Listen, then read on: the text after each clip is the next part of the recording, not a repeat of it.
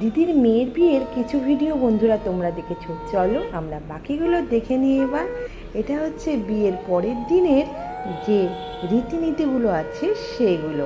সকালবেলা দিদির মেয়ের শাশুড়ি দিদির মেয়েকে পরিয়ে দিচ্ছে সোনার নোয়া আর মিষ্টি। জানো তো আমাদের বাঙালি বিয়ের অনেক রীতি আছে, সেগুলো পালন করতে হয়। তো সেরকমই একটা রীতি, মেয়েকে নাকি কই মাছ ধরে জলে ছাড়তে হয়।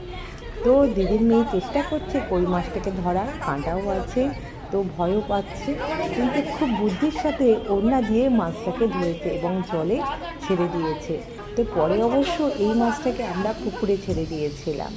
তো দেখো আরও অনেক রীতি আছে, যেমন দেখো এই যে মেয়েকে দুধ যখন ফুটবে উতলে যাবে সেটাকে নাকি দেখতে ফুলে ফেটে ওঠে, সেটি শান্তিতে ওইসব। আর এই যে ধান ফেলতে ফেলতে যাচ্ছে ছেলে, এইগুলোকে সব মেয়ে এক এক করে সব কিন্তু এক জায়গায় সেগুলোকে জড়ো করবে। বাবা, আমাদের বাঙালিদের কত নিয়ম, ঠিক আছে? তো তোমরা দেখতে থাকো সেই নিয়মগুলো, আর ভিডিওটা ভালো লাগলে অবশ্যই লাইক কমেন্ট। এই খেলাটা হচ্ছে ধানের মধ্যেই কড়ি থাকবে, তো সেই কড়িগুলো কতগুলো কড়ি হচ্ছে সেগুলো বাছা হবে, তারপর দেখা হবে ধানের মধ্যে দিয়ে কতগুলো কড়ি এই কুনকের মধ্যে আছে।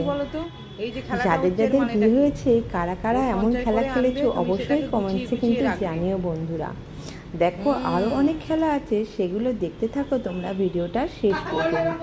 তো বন্ধুরা, ভিডিওটা কেমন লাগছে তোমাদের অতি অবশ্যই কিন্তু আমাকে জানিও। এখানে প্রচুর লোক আছে, আমি আছি, আমি মাসি মেয়ের, আর আমি সমানে উলুলু দিয়ে দিয়েছি। সত্যি উলুলু দিয়ে আমার সত্যি মুখ ব্যথা হয়ে গেছে, এত দিয়েছি উলুধ্বনি।